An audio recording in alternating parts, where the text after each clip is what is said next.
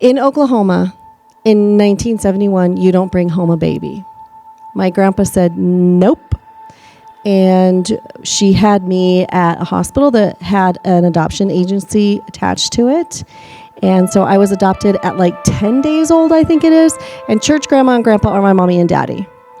And so the story is about my 5 lives. Cats have 9, I have 5. So my first one is I got to live. My mama made that choice. She didn't really have too many other choices at that time, but she did choose life for me. And I thank her every time on my birthday. Thank you for letting me live.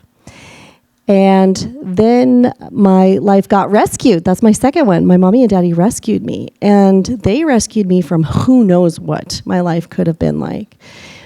And I grew up right here. I grew up in Erie, for simple terms.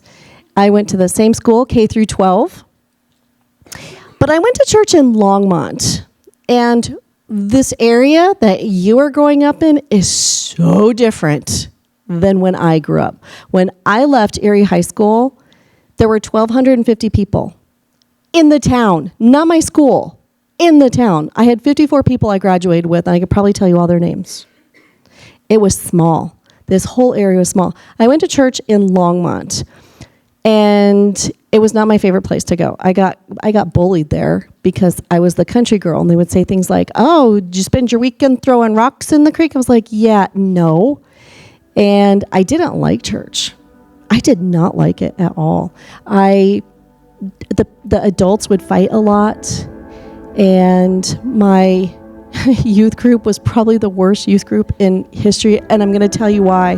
One of the things that we used to do before our Sunday school teacher came into the classroom was we would sit and have a meeting, and we'd try to figure out how to make her cry.